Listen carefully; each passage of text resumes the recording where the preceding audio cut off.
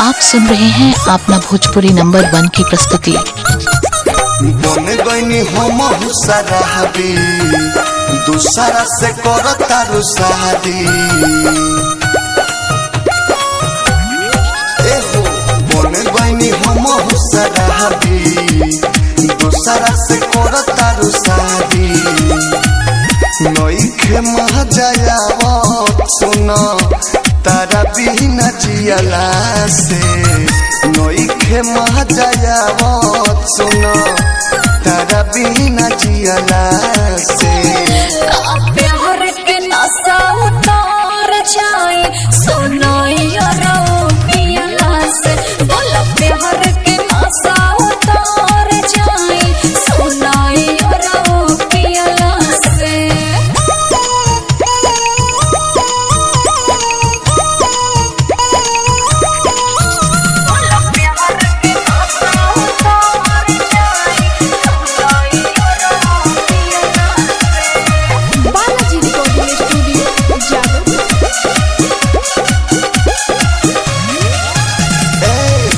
जियलो न जाता रे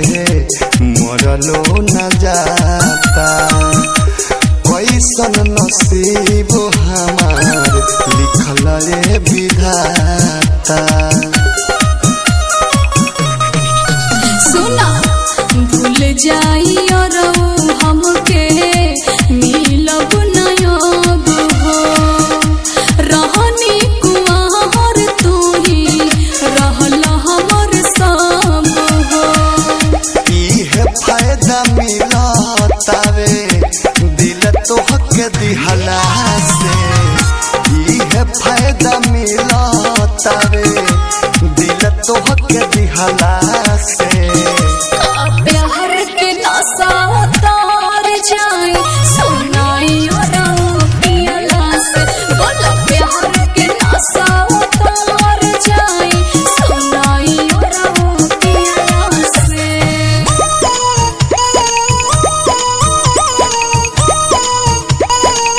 बोला प्यार के नशा उतार जाए सुनाई और पियला से बालाजी रिकॉर्डिंग स्टूडियो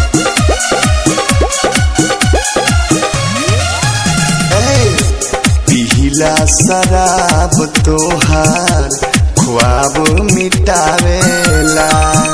मोहरे मोहरे हो जाई जब जब याद तोहरा वेला। आप सुन रहे हैं अपना भोजपुरी नंबर 1 की प्रस्तुति। यो शराब यरहु नजरी से हट के हमरा सोझ पियो मत तोहके देखब ना पलट के यादो विदेशी के सजा मिलल महाजली हला से यादो विदेशी के सजा मिलल महाजली हला से प्यार के नशा उतार जाए सुनाई और